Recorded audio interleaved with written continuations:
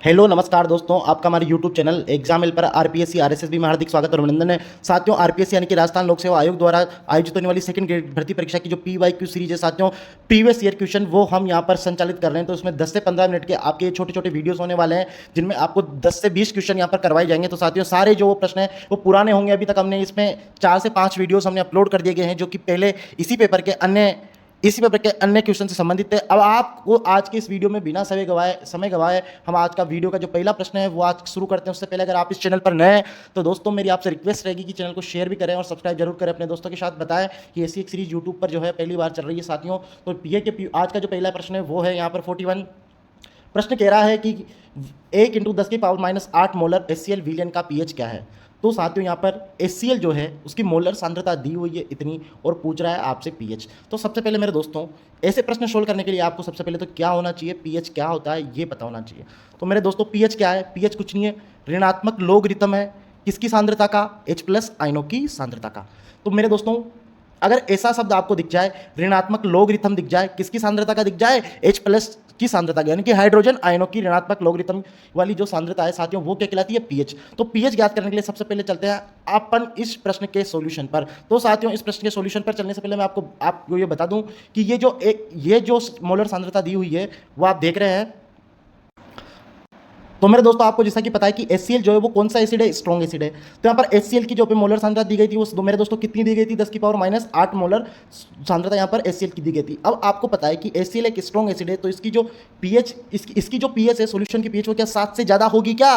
कभी नहीं होगी। तो मेरे दोस्तों, अगर अपन देखें तो यहाँ पर इसके ऑप्शन में साथियों 2 ऑप्शन तो वैसे ही नेग्लेक्ट हो जाते हैं, क्योंकि 2 ऑप्शन तो वैसे ही नेग्लेक्ट हो गए कि जो या 7 और 7 से अधिक है, यानी कि 7 या 8 दे रखी है ऑप्शन में, तो ये दोनों ऑप्शन तो वैसे ही नहीं होंगे। क्योंकि मेरे दोस्तों, स्ट्रॉन्ग एसिड की पीएच जो है हमेशा 7 से क्या होती है? कम होती है। तो स्ट्रॉन्ग एसिड यहाँ पर HCl दिया हुआ है, उसकी पीएच क्या होगी? 7 से कम। तो यहाँ पर ये जो मोलर सांद्रता HCl की दी हुई है साथियों मेरे दोस्तों, ये क्या है? ये इसको क्या बताती है? बहुत डाइल्यूट। क्योंकि अगर ये कंसंट्रेट होता तो इसकी सांद्रता में परिवर्तन होता। तो इस प्रकार आपको जो इसकी जो सांद्रता है मेरे दोस्तों, वो H+ की जो सांद्रता है वो दोनों माध्यम से लेनी पड़ेगी, यानी कि जल से भी और HCl से भी। अब साथियों, अपन बात करें यहाँ पर जल और HCl की। मेरे दोस्तों, जल और HCl की बात करें अपन, तो यहाँ पर जल की अगर जब सांद्रता अपन लेते हैं, तो जल में जब H+ आयन की सांद्रता अपन लेते हैं तो 10⁻⁷ यहाँ पर जल की सांद्रता आ जाती है, जो H+ आयनों की जल में जो सांद्रता है। HCl में यहाँ पर जो सांद्रता अपन को जो मोलर सांद्रता अपन को दी हुई है वो यहाँ पर हमने नोट कर लिए। अब इसमें से साथियों, जब अपन 10⁻⁷ कॉमन लेते हैं तो क्या बचता है? 1 + 10⁻⁻1। तो साथियों, ये जो H+ की सांद्रता मेरे दोस्तों बची है, इसको जब अपन पीएच के माइनस लोग ऋणात्मक रिथम में जब इसको लिखेंगे, तो यहाँ पर पीएच की परिभाषा में जब इसको डालेंगे तो यहाँ पर H+ की सांद्रता जब अपन लिखते हैं तो मेरे दोस्तों क्या आता है? तो आपने जब इसका मान यहाँ पर रख दिया तो मेरे दोस्तों 10 माइनस लोग 10⁻⁷, तो 7 यहाँ पर आ गया जाएगा। तो साथियों मेरे दोस्तों, ये जो इधर माइनस वाली वैल्यू बची है 1.1, तो साथियों इसकी जो वैल्यू होती है वो थी 0.04। तो जब 7 में से 0.04 घटेगा तो कितना बचेगा? पीएच कितना आ जाएगा मेरे दोस्तों? 6.96 यहाँ पर जो है मेरे दोस्तों इसका सही आंसर हो जाएगा। तो इसकी पीएच कितनी हो जाएगी मेरे दोस्तों? 6.96 यहाँ पर इसकी है जो मेरे दोस्तों इसकी पीएच हो। दोस्तों, जब अपन ने ये प्रश्न देखा तो यहाँ पर 2 ऑप्शन दे रखे हैं जो कि 7 या और 7 से ज़्यादा है। तो ये दोनों ऑप्शन तो यहाँ पर पहले ही गलत हो गए, क्योंकि अपन ने देख लिया क्योंकि HCl कौन सा एसिड है? Strong acid. अब साथियों, इन दोनों में से एक ऑप्शन होगा जो कि अपन ने प्रश्न सोल्व किया तो अपन ने पाया, तो इसकी सही पीएच क्या होगी? 6.96 यहाँ पर इसकी सही पीएच। तो आंसर नंबर 3 यहाँ पर हो जाएगा। तो ऑप्शन नंबर 3 यहाँ पर इसका सही आंसर मेरे दोस्तों होगा। अगले प्रश्न की ओर बढ़ते हैं उससे पहले अगर आपने चैनल को शेयर नहीं किया, सब्सक्राइब नहीं किया, तो प्लीज इसको सब्सक्राइब करिए, वीडियो को लाइक जरूर करें, और आपकी जो भी कोई क्वेरीज हो तो कमेंट बॉक्स में जरूर लिख के डाल दें।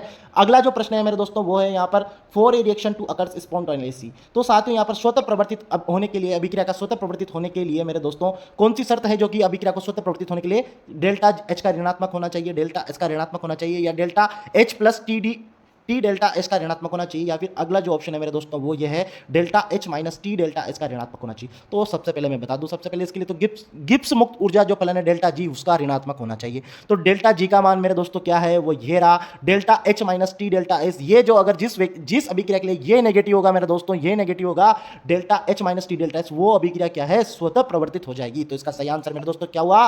आंसर नंबर इसका 1। अगला जो प्रश्न है मेरे दोस्तों उस पर अपन चलते हैं। तो साथियों, ये जो प्रश्न है 43वें नंबर का, इसमें साथियों यहाँ पर इसमें इन्होंने पूछा गया है कि ये एक अभिक्रिया इन्होंने दे दी साथियों, यहाँ पर 3Cl2 + 6 NaOH मिलकर क्या बना रहे हैं, NaClO3 प्लस 5 NaCl3H2O। तो साथियों ये जो अभी क्रिया दी हुई है इसमें वो तत्व देखना है जो कि इलेक्ट्रॉन त्यागता भी है और इलेक्ट्रॉन ग्रहण भी करता है, यानी कि ऐसा तत्व जिसका यहाँ पर क्या हो रहा है, ऑक्सीडेशन भी हो रहा है और क्या हो रहा है यहाँ पर रिडक्शन भी हो रहा है, यानी कि OR दोनों इसका हो। तो मेरे दोस्तों अपन देखते हैं यहाँ पर वो तत्व सोडियम है क्या, वो तत्व सोडियम नहीं है मेरे दोस्तों। यहाँ पर भी सोडियम +1 में है और यहाँ पर भी सोडियम +1 में, यहाँ पर भी सोडियम +1 में है। तो OH में से है क्या, नहीं है। तो ये वो तत्व है मेरे दोस्तों क्लोरीन। क्लोरीन में यहाँ पर साथियों अगला प्रश्न जो इसी प्रश्न में साथियों एक बहुत ही महत्वपूर्ण तत्व यौगिक है वो ये है, इसमें साथियों हमेशा पूछी जाती है क्लोरीन की यहाँ पर ऑक्सीडेशन नंबर, यानी कि ऑक्सीकरण अवस्था क्लोरीन का यहाँ पर इसमें पूछा जाता है। तो मेरे दोस्तों मैं आपको बता दूं, आप जरूर निकाल के कमेंट बॉक्स में जरूर बताइए। इसमें तो साथियों +1 है, सॉरी इसमें तो -1, यहाँ पर क्लोरीन कितना है, -1 है, और इसमें साथियों +5 पर यहाँ पर क्लोरीन है।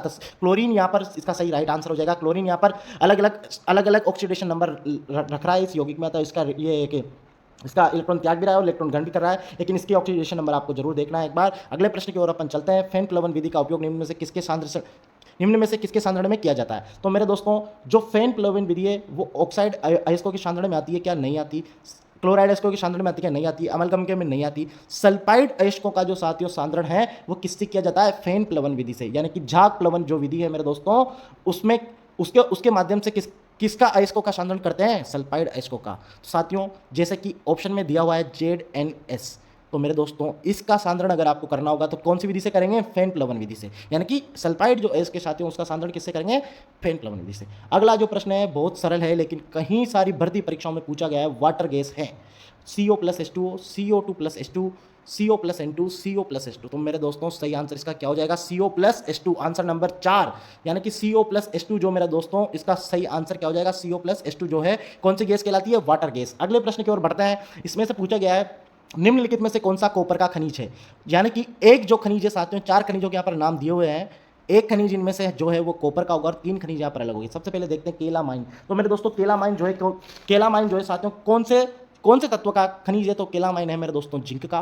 क्रायोलाइट की बात करें, क्रायोलाइट यहाँ पर होता है साथियों एल्यूमिनियम का। हेमेटाइट की बात करें तो साथियों ये होता है आयरन का। और बात करें साथियों मेलेक्राइट की, मेलेक्राइट जो है मेरे दोस्तों ये है कॉपर का।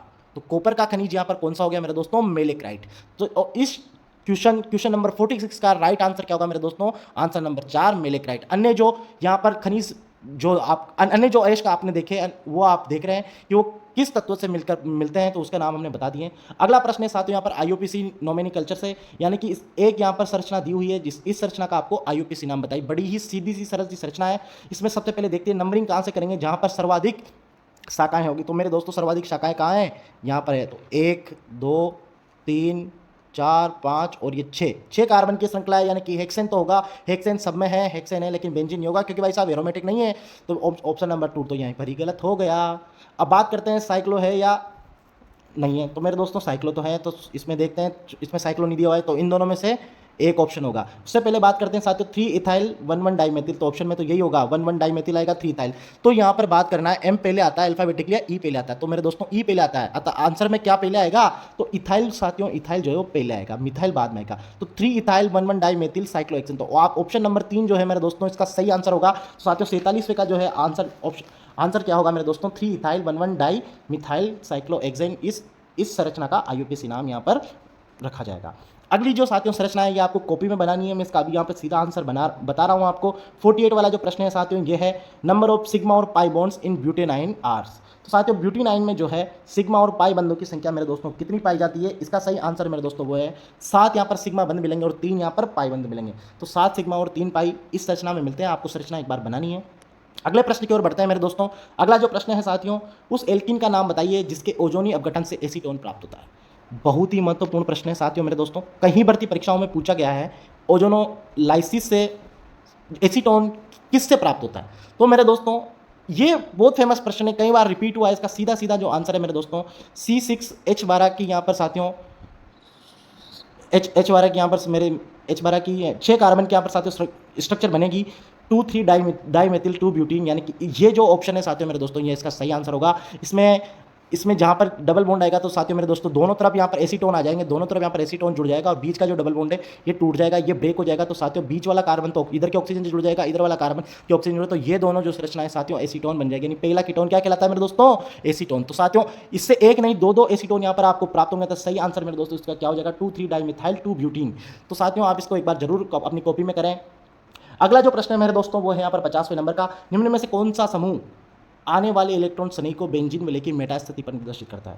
तो साथियों मेटा स्थिति बताने वाला यानी कि मेटा निर्देशी समूह आपको बताना है। और जो तीन जो सदस्य हैं वो है मेरे दोस्तों यहाँ पर ऑर्थोफेरा, और बाकी जो है यहाँ पर मेटा एक जो राइट आंसर जो होगा साथियों कौन सा होगा? मेटा निर्देशी। तो 50वें में अपन देखते हैं तो साथियों ये और ये तीनों इसके सही आंसर नहीं है। सही आंसर मेरे दोस्तों इसका होगा COR जो है मेरे दोस्तों यहाँ पर मेटा निर्देशी समूह होता है। मेटा निर्देशी यानी कि आने वाला जब बेंजीन वाले पर अगर ये पहले से जुड़ा हुआ है तो आने वाला जो साथियों इलेक्ट्रॉन शनि है वो कहां पर जाएगा? वो मेटा स्थिति पर जाएगा। अगला जो प्रश्न है कौन सा है मेरे दोस्तों? किस हाइड्रोकार्बन को मर्क्यूरिक सल्फेट तथा तनु सल्फ्यूरिक अम्ल के साथ गर्म करने पर कार्बोनिल यौगिक प्राप्त होते हैं? तो यहां पर कार्बोनिल यौगिक प्राप्त होते हैं। कार्बोनिल बनने की विधियों से ये प्रश्न है साथियों। तो साथियों इसकी जो अभिक्रिया है मर्क्यूरी एल्काइन की जब अभिक्रिया करते हैं मर्क्यूरिक सल्फेट और तनु सल्फ्यूरिक अम्ल के साथ, जब इसकी अभिक्रिया करवाई जाती है तो मेरे दोस्तों कार्बोनिल कंपाउंड बनते हैं। ये अभिक्रिया आपको सीधे याद रखनी है। एल्काइन की अभिक्रिया जब आप मर्क्यूरिक सल्फेट की उपस्थिति में तनु सल्फ्यूरिक अम्ल के साथ करते हैं तो क्या बनता है मेरे दोस्तों? कार्बोनिल बनता है। आपको कमेंट बॉक्स में अभिक्रिया का नाम जरूर बताना है। ये प्रश्न आपके लिए मैं छोड़ रहा हूं। अगला प्रश्न है मेरे दोस्तों, ग्लिपटल इज ए पॉलीमर ऑफ, यानी कि ग्लिपटल निम्न का बहुलक है। किसका बहुलक है? फिनोल और फॉर्मेल्डिहाइड का है क्या? नहीं है साहब। स्टाइरिन का है क्या? नहीं है। एथिलीन ग्लाइकोल और टरथेलिक अम्ल, एथिलीन ग्लाइकोल और थैलिक अम्ल, इन दोनों में से किसका सही आंसर जाएगा मेरे को दोस्तों बताओ। तो साथियों इसका सही आंसर हो तो वैसे तो मैं आपको बता देता हूं, इसका सही आंसर मेरे दोस्तों आंसर नंबर 3 है। थैलिक अम्ल एथिलीन ग्लाइकोल के साथ जब अभिक्रिया बनता है तो ग्लिप्टल बनाता है। आपको अब बताना है कि टेरेप्थेलिक जो अम्ल है मेरे दोस्तों एथिलीन ग्लाइकोल के साथ क्या बनाता है। यह प्रश्न कई बार पूछा गया है एथिलीन ग्लाइकोल और टरथेलिक अम्ल का। इसका जो सही आंसर है मेरे दोस्तों वो है आंसर नंबर 3, यानी कि थैलिक अम्ल इसमें आएगा। दोनों अलग अलग चीजें, टरथेलिक अम्ल और थैलिक अम्ल दोनों यहाँ पर अलग अलग है। अगला जो प्रश्न है साथियों 53 जो प्रश्न है वो है पॉलीथीन निम्न में से किस प्रकार के बहुलक का उदाहरण है? यानी कि थर्मोसेटिंग है, थर्मोप्लास्टिक है, इलास्टोमर है या फिर फाइबर है। तो मेरे दोस्तों जो पॉलीथीन है वो कौन सी है? ताप सुगट्टे यानी कि थर्मोप्लास्टिक है। ये ऐसी प्लास्टिक है जो एक बार अपने रूप में आने के बाद पुनः अपने पुराना जो रूप है उसमें भी ढल जाती है, यानी कि इसको फिर से अपन इसको अपने अलग अलग रूपों में बदल सकते हैं। तो ये कौन सी है? थर्मोप्लास्टिक, यानी कि हार्ड प्लास्टिक है क्या है? नहीं, ये सॉफ्ट प्लास्टिक है।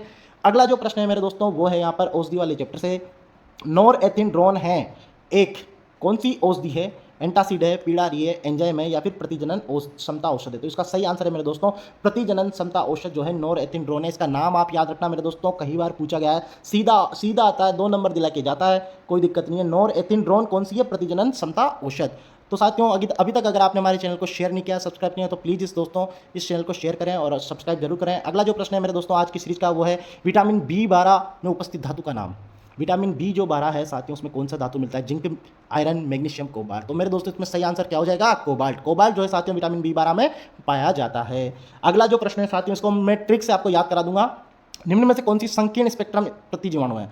तो साथियों नेरो स्पेक्ट्रम एंटीबायोटिक कौन सी है? ये यहाँ पर पूछा गया है। पेनिसिलिन जीन है, ओफ्लोक्लोसिन है, वेंकोमाइसिन है, क्लोरेम्फेनिकोल है। तो साथियों यहाँ पर मैं आपको एक नाम दे रहा हूँ, पीजी क्या है? पीजी में जो लोग कमरा लेके रहते हैं वो कौन सी स्थिति में रहते हैं? नेरो में रहते हैं, ब्रॉड में रहते हैं। तो साथियों पीजी में जो कमरा लेके रहते हैं वो हमेशा नेरो कंडीशन में रहते हैं, उनके पास लिमिटेड बेड होता है, छोटा सा कमरा होता है। तो साथियों नेरो स्पेक्ट्रम जब भी आएगा वो कौन सी जाएगी? पीजी जाएगी। कौन सी जाएगी? पेनिसिलिन जी जाएगी। और बाकी जो है साथियों कौन सी है? वो है ब्रॉड स्पेक्ट्रम, यानी कि ओसीवी जो है मेरे दोस्तों ओफ्लोक्लोसिन, क्लोरेम्फेनिकोल और वेंकोमाइसिन, ये तीनों क्या है मेरे दोस्तों? ओसीवी जो क्या किस में आएगा? ये आ जाएगी मेरे दोस्तों ब्रॉड स्पेक्ट्रम में। तो साथियों ट्रिक कैसी लगी आपको एक बार कमेंट बॉक्स में जरूर बताना। पीजी में कैसा रूम मिलता है? नेरो रूम मिलता है, नेरो कंडीशंस वहाँ पर होती है। तो इसमें कौन सा आंसर हो जाएगा? Penicillin G. अगला जो साथियों यहाँ पर क्वेश्चन है वो है Fe2O3.XH2O सोल के लिए किस आयन की उन्नन क्षमता उच्चतम है? तो साथियों इस सोल के लिए उस आयन की उन्नन क्षमता उच्चतम होगी जो कि ऋणात्मक रूप से अधिक आयनिक क्षमता वाला होगा। तो ये दोनों तो मेरे दोस्तों धनायनिक है, तो ये दोनों तो होने से रहे। इन दोनों में से एक बात तो किसकी आयनिक क्षमता अधिक है? इसकी। तो ये वाला दोस्तों इसका सही आंसर यहाँ पर हो जाएगा आंसर नंबर 4, क्योंकि यहाँ पर -3 और यहाँ पर -4 है। एक अनायनिक अपमार्जक बनता है जब स्टेरिक अम्ल अभिक्रिया करता है। तो अनायनिक अपमार्जक कब बनेगा? जब स्टेरिक अम्ल अभिक्रिया करेगा। किससे करेगा? तो साथियों वो उसका सही आंसर मेरे दोस्तों यहाँ पर क्या है? उसका सही आंसर यहाँ पर पॉलीएथिलीन ग्लाइकोल। तो पॉलीएथिलीन ग्लाइकोल से जब स्टेरिक अम्ल की क्रिया करते हैं तो साथियों क्या बनता है? एक नॉन आयनिक डिटर्जेंट बनता है। अगला जो प्रश्न है मेरे दोस्तों 59 कोलाइड से है।